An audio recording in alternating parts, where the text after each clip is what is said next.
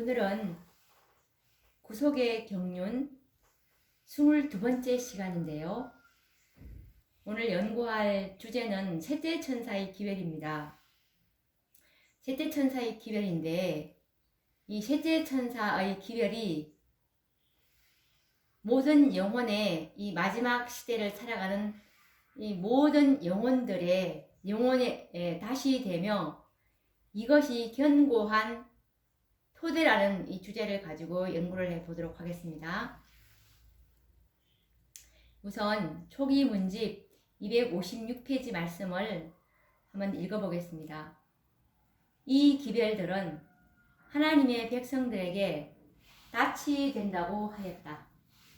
이 기별들을 이해하고 받아들인 자들은 사단의 수많은 미혹에 빠지는 일이 없을 것이다 라는 이 말씀에서 이 세천사의 기별을 올바르게 이해하고 받아들인다면 사단의 수많은 미혹에 빠지는 일이 없을 것이라고 선지자께서는 말씀하고 계시는데요. 오늘날 이 세상에는 사단이 창안한 수많은 오류들이 편만해 있습니다. 진리를 모방해서 만들어진 온갖 거짓 가르침들이 첫째와 둘째 천사의 경험이 없는 자들과 그리고 셋째 천사의 경험 속에 살아가지 않는 자들을 미혹하고 있습니다.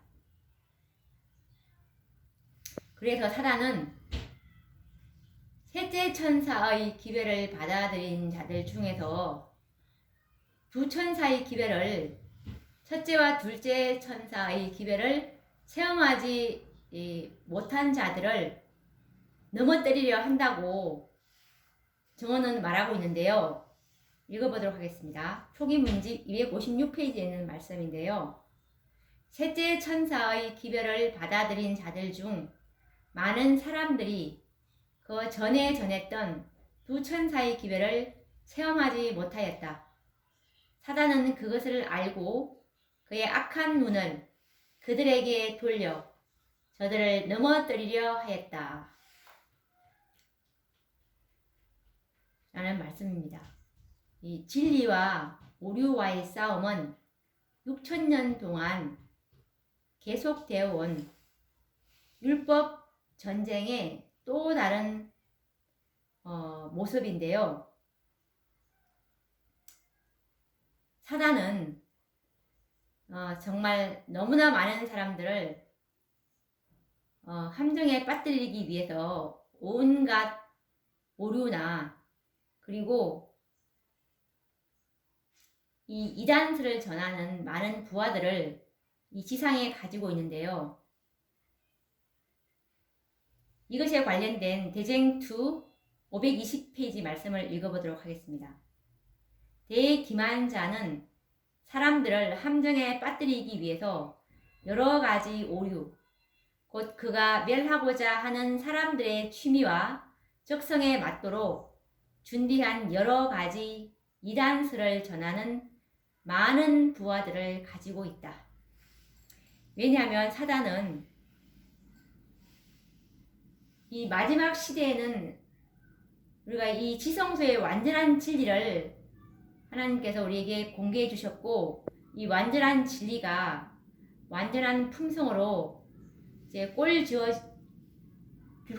질 것을 알기 때문에 이 오류라는 이 여러 가지 이 이단설을 통해서 사단은 이 지성소의 완전한 품성을 형성하지 못하도록 온갖 계략을 써서 지금 활동하고 있습니다. 이것에 관련된 정언의 말씀은 각 부조와 선지자 338페이지에 있는 말씀인데요. 사단은 속임수를 써서 천사들을 유혹했다. 그뿐 아니라 그러한 기만을 가지고 그는 각 시대를 통하여 사람들 중에서 그의 사업을 추진시켜 왔으며 세상 끝까지 이 정책을 쓸 것이다. 만일 그가 공공연하게 하나님과 그분의 율법에 대하여 싸우고 있다고 공언한다면 사람들이 그를 경계할 것이다. 그러나 그는 자신을 변장하고 진리의 오류를 뒤섞는다. 가장 위험한 형태의 거짓은 진리와 혼합되어 있는 거짓이다.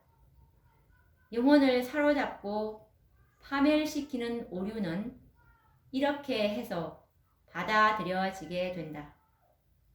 이 방법으로 사단은 세상 사람들을 자기 편으로 끌어들인다라는 말씀입니다.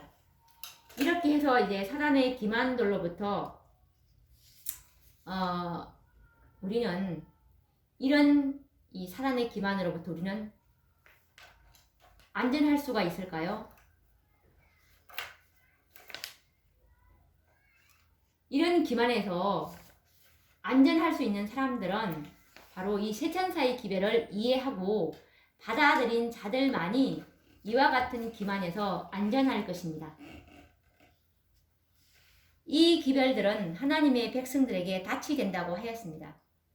왜냐하면 첫째 천사의 기별로 철저한 회개가 이루어지고 둘째 천사의 기별로 죄와 죄인에게서 분리되어 있고 셋째 천사의 기별을 받아들여 하나님의 계명을 순종하며 하나님의 영광 가운데 살아가는 이들은 이 기별 이외에 또 어떤 새로운 진리를 갈급하지 않을 것입니다. 오늘이나 내일 예수님이 오신다 하더라도 그들은 그들이 있는 곳에서 주여 어서 오시옵소서라고 영접할 것입니다. 이와 같은 믿음은 결코 자만이나 교만에서 나온 것이 아닙니다. 하나님의 말씀을 전심으로 믿고 신뢰하는 그런 믿음에서 나오는 것입니다. 그래서 세천사의 기별의 경험은 시기를 정하는 것보다 더 강한 능력의 기별이라고 선지자께서는 말씀하고 계시는데요. 초기문집 75페이지에 있는 말씀인데요. 셋째 천사의 기별은 시기보다 훨씬 강한 힘을 갖고 있으며 그 기별 자체의 기초 위에 서 있으므로 시기가 그것을 강하게 할 필요가 없음을 보았다 라는 말씀인데요.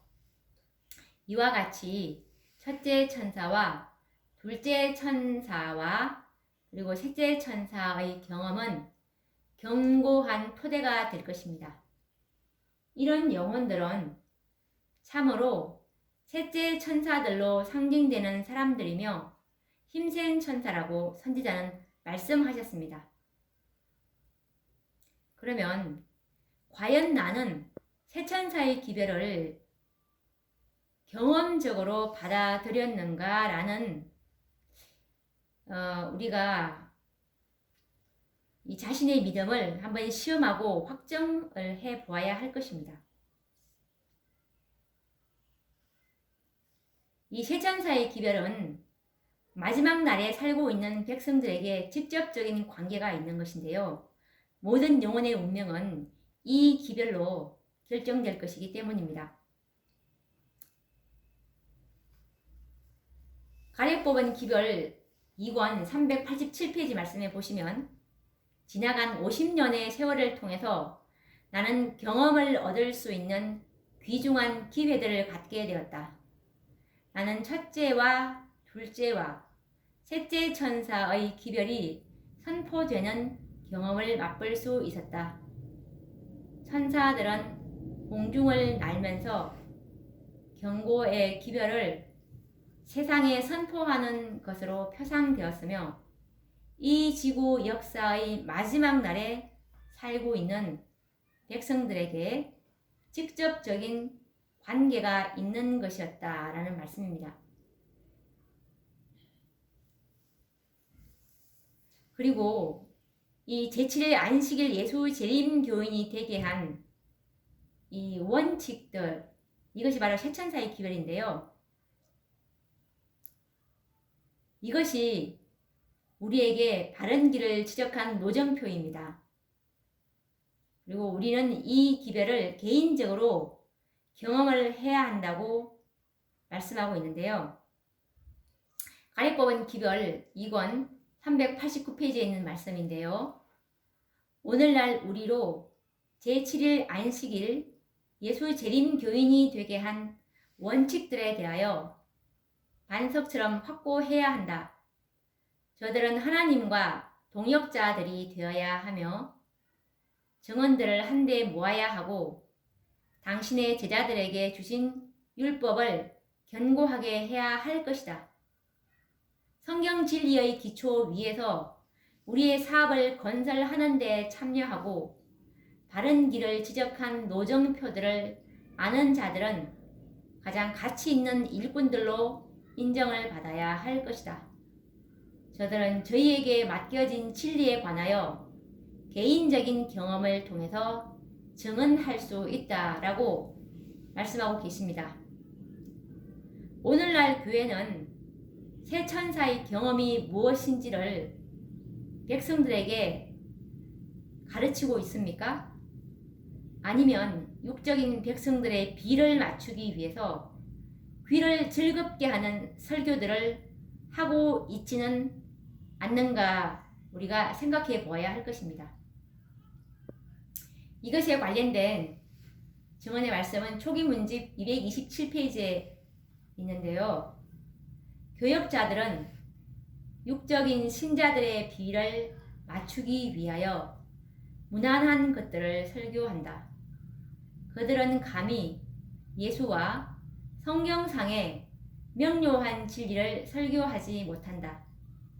왜냐하면 그렇게 하게 되면 이 육적인 신자들이 교회 안에 더 이상 남아있지 않을 것을 두려워하기 때문이다.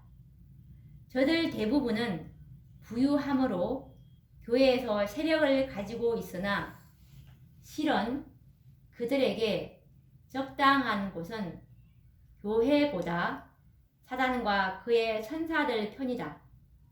이것이 바로 사단이 바라는 일이다 라는 말씀입니다. 제7일 안식일 예수재림교회에 소속되어 있다고 해서 견고한 토대 위에 서 있는 것은 아닙니다. 교회의 조직이 견고한 토대가 아니라 새 천사의 기별을 통해서 경험하게 된 고귀한 경험들이 우리들의 신앙의 견고한 토대가 되는 것입니다. 그러므로 오늘날 우리로 제7일 안식일 예수 재림 교인이 되게 한 원칙들에 대해서 반석처럼 확고해야 합니다. 새 천사의 기별들이 재림 신앙의 원칙이고 기초이고 견고한 토대입니다. 교회 조직은 견고한 토대가 결코 아닙니다. 그런데 사단은 마치 교회의 조직이 견고한 토대인 양 생각하게 하여 교회의 조직을 벗어나면 지옥에 떨어지는 것처럼 교인들을 협박하고 있습니다. 교회는 복음을 전하기 위해서 조직되었습니다. 그러므로 하나님께서는 교회를 귀하게 보는 것입니다. 이 마지막 시대를 살고 있는 이 하나님의 교회는 바로 이 열매 맺는 복음을 전하는 것이 하나님의 뜻이고 사명인데요. 그런데 이 때를 따라서 하늘에서 이제 현대 진리를 내려보내 주시게 되는데 그 기회를 거절한다면 진리의 촛대는 하늘에서 온 그 기회를 거절한다면 진리의 촛대가 교회로부터 현대 진리를 받아들인 충실한 무리들에게 옮기실 것입니다. 그때부터 이제 교회는 이름만 가진 명목상의 교회가 되고 진리의 힘이 아닌 조직의 힘으로 이제 영혼들을 붙들어 놓게 됩니다. 오늘날 많은 영혼들이 이와 같은 명목상의 교회들의 기만에 빠져서 진리의 촛대가 떠나버린 교회 안에서 온전한 율법과 복음에 대한 성경상의 명료한 진리를 듣지 못하여 죽어가고 있는 실정입니다. 하나님께서는 마지막 교회를 통해서 성소를 정결케 하시는 사업, 곧 지성소 회복 사업을 마치시려고 계획을 하셨습니다. 사단은 지성소 회복 사업이 마쳐지면 자신의 운명이 끝날 것을 잘 알고 있으므로 사단은 마지막 백성들을 기만해서 지성소 회복 사업이 이루어지지 않도록 온갖 노력을 다할 것입니다. 요한계시록 2장과 3장에는 7 교회에 보내는 경고와 격려의 서신들이 나옵니다. 각 시대마다 사단은 교회들을 기만해서 하나님의 계획을 방해하였습니다.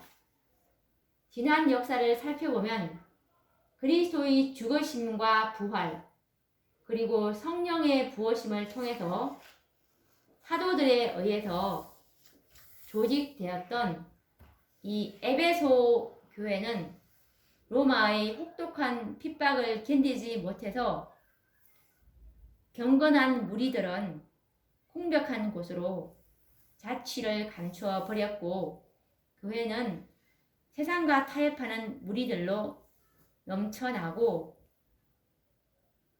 그리고 행정을 맡은 지도자들은 맛을 잃은 소금과 같이 되어버렸습니다. 마침내 교회는 진리의 순결을 모두 잃어버리고 이교의 풍습과 전통을 받아들임으로 배도하고 말았습니다. 이처럼 순결하였던 에베소 교회는 사단의 동역자인 로마 천주교회로 이제 변신하고 말았는데요. 그래서 지금도 로마 천주교회는 예수님의 수석 제자인 베드로가 천주교회의 초대 교황이라고 말하고 있는 것입니다. 육신적인 안목으로 본다면 그들의 말에 모순이 없습니다. 왜냐하면 제자들에 의해서 조직된 교회의 전통은 분명히 천주교회로 이어져 내려왔기 때문입니다. 그러나 하나님께서는 극소수의 진실한 남은 무리를 남겨두셨습니다. 이 남은 무리들은 타락한 교회에서 탈피해서 자신들의 순수한 믿음을 지키기 위해서 광야에서 혹은 깊은 산속에서 은둔 생활을 하며 순결한 신앙을 유지해 왔습니다. 이들에 의해서 진리의 촛대는 보존되었습니다. 반면에 진리의 촛대가 없는 로마 교회는 세상의 권력을 등에 업고 교세를 확장하면서 자신들이야말로 교회의 정통성을 이어받은 하나님의 참 교회라고 주장합니다. 매 시대마다 상황은 달랐지만 이와 같은 역사는 늘 반복되어 왔음을 과거의 역사들이 증명하고 있습니다. 사단은 에베소, 서머나, 버가모, 두아디라 이 시대에는 혹독한 핍박으로 하나님의 교회를 대적했습니다. 그러나 이 4대 빌라델비아 시대에는 핍박보다는 온건 정책으로 교회를 미혹하여 하나님의 은총에서 끊어지게 하였습니다. 이것에 관련된 증언의 말씀은 초기문지 226페이지에 있는데요. 그러므로 사단은 온건한 정책을 쓰기로 작정하였다. 그는 일찍이 성경의 교리들을 더럽혀 왔으며 헤아릴 수 없는 무리들을 타락시킨 관습들이 깊이 뿌리를 내리고 있었다. 그는 증오심을 억누르면서 자기의 부하들에게, 성도들에게 혹독한 핍박을 가지 않도록 타이르고 그 대신 교회로 하여금 구원을 베풀어 주는 믿음 대신에 온갖 종류의 관습들에 얽매이도록 이끌었다. 그가 교회로 하여금 세상의 영화와 부귀를 받아들이게 해서 교회가 유리한 입장에 놓인 것처럼 보이게 했으나 실은 점점 하나님의 은총을 잃어버리기 시작했다라는 말씀입니다. 이와 같은 사단의 온건 정책으로 교회가 위기를 당하였을 때 하나님께서는 개혁자들을 일으키셔서 진실한 남은 무리들을 타락한 교회로부터 분리시키셨습니다. 이와 같이 사단은 4대 빌라델비아 교회 시대는 핍박보다는 온건 정책으로 사람들을 기만했지만 이때도 하나님께서는 남은 무리들을 남겨두심으로 그들로 진리의 촛대를 보존토록 하셨습니다. 사단의 온건 정책에 의해서 세상과 타협해버린 이 빌라델비아 교회의 남은 무리들이 바로 제7일 안식일 예수 재림교회의 선구자들인 것입니다. 화입 부인을 위시한 재림 운동 선구자들은 바로 빌라델비아 교회 시대에 사단의 기만을 이기고 승리한 남은 무리들입니다. 이들에 의해서 이 세상 역사의 마지막 교회인 7째 교회가 탄생된 것입니다. 이제 사단은 이 마지막 교회를 기만하기 위해서 6,000년 동안 쌓아온 경험을 토대로 모든 수단을 동원할 것입니다. 사도 요한은 이 마지막 교회의 사자에게 보내는 어떤 경고의 기별을 기록하고 있는지 한번 보도록 하겠습니다. 계시록 3장 15절 말씀해 보시면 내가 내 행위를 아노니 내가 차지도 아니하고 더웁지도 아니하도다. 이렇게 떳떳 미지근한 상태로 만들어 버리고자 하는 것이 사단의 계획임을 우리는 알 수가 있습니다. 교회를 이처럼 떳떳 미지근하게 만들어 버리는 것이 6,000년 동안 인류를 기만했던 사단의 지혜와 경험에서 나온 치명적이며 무서운 기만이라는 사실을 깨달아야 합니다. 사단은 이 마지막 교회를 무너뜨리기 위해서 모든 수단과 방법을 사용할 것이고 그가 쓰지 않고 남겨둔 기만 정책은 더 이상 없을 것입니다. 왜냐하면 지금 사용하지 않는다면 더 이상 사용할 수 있는 기회가 영원히 그에게 주어지지 않을 것을 알고 있기 때문입니다.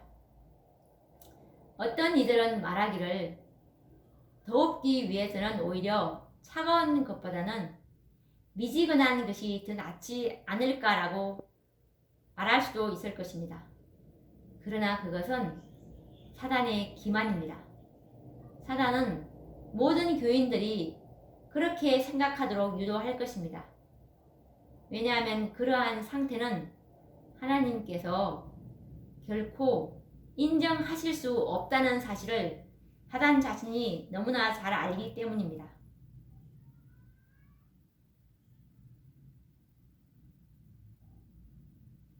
농사를 짓는 사람이 씨를 뿌릴 때와 자라날 때는 그름을 많이 줍니다.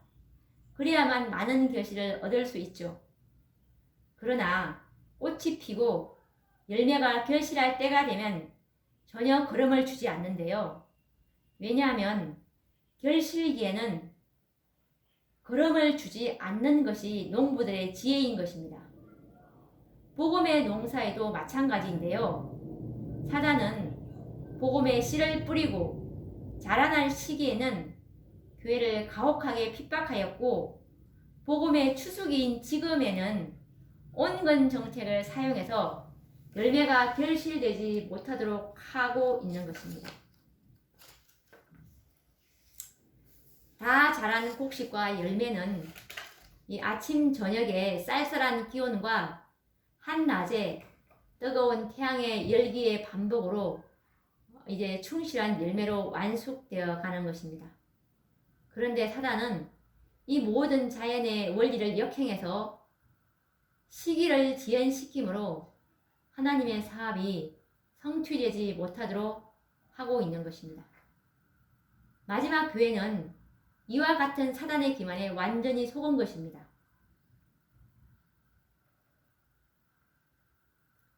이것을 증거해주는 말씀이 계시록 3장 15절 말씀인데요. 내가 내 행위를 아노니 내가 차지도 아니하고 더웁지도 아니하도다. 이 미지근하다는 것은 곡식이 결실하지 못한 상태를 말합니다. 추수 때가 되었으나 곡식이 결실치 못하고 잎만 무성하다면 어떻게 되겠습니까? 마치 예수님께서 잎이 무성한 무화과 나무에서 열매를 구했지만 얻지 못하는 것처럼 오늘날 뜨뜻 미지근한 교회는 잎만 무성하나 열매가 없었던 유대교회와 같습니다. 잎이 무성하여 열매가 많을 것 같지만 그 나무에서 열매를 구할 수가 없었습니다. 잎사귀가 무성하지 않았던들 열매를 기대하지는 않았을 것입니다. 이 나무는 무성한 잎사귀로 농부를 속이고 또한 땅을 버리게 하였습니다. 미지근한 상태는 이와 같은 결과를 가져옵니다. 차가운 상태로는 결코 사람을 속일 수가 없습니다. 그러나 미지근한 물은 사람들에게 자극을 느끼지 못하게 하는데요. 마치 잎이 무성한 나무가 사람들을 쉽게 속일 수 있는 것처럼 말입니다. 사단은 차가운 것보다는 미지근한 상태에 교회가 처하여 있기를 원합니다. 그것은 이중의 효과를 얻을 수 있기 때문인데요. 땅도 버리고 농부도 속이는 결과를 가져오기 때문이죠. 그래서 그리스도께서는 내가 차든지 더욱든지 하기를 원하시는 것입니다. 오늘날 교회들은 잎만 무성하다고 볼 수가 있는데요. 나는 부자라 부요하여 부족한 것이 없다. 열매는커녕 땅까지 버리고 있지 않습니까? 이것에 관련된 증언의 말씀은 가래 뽑은 기별 1권 180페이지에 있는 말씀인데요. 라오디게아 교회의 상태처럼 미지근하고 부자라 부요하고 부족한 것이 없다고 여길 때 사단의 목적이 성취되는 것이다. 이것에 관련된 다른 증언의 말씀은 교회 증언 3권 252페이지 말씀인데요. 참된 증인의 기별은 하나님의 백성들이 슬픈 기만, 곧 확실한 기만 가운데 있음을 증거하고 있다. 저들은 자기들의 상태가 하나님 보시기에 비참하다는 것을 알지 못하고 있다. 그리고 다른 증언의 말씀은 교회 증언 1권 188페이지에 있는데요. 미지근한 신앙 고백자들이 주님의 이름을 결코 부르지 않았을 것 같으면 그분께 훨씬 더 큰 기쁨이 되었을 것이다. 그들은 예수님의 성실한 추종자가 되고자 하는 사람들에게 계속적인 짐이 된다. 그들은 불신자들에게 거치는 돌이 되고 악한 천사들은 그들을 크게 기뻐하고 그들의 잘못된 길을 보고 하나님의 천사들을 비웃는다. 그리고 화이트서 계시록 3장 15절도 이와 관련된 말씀인데요.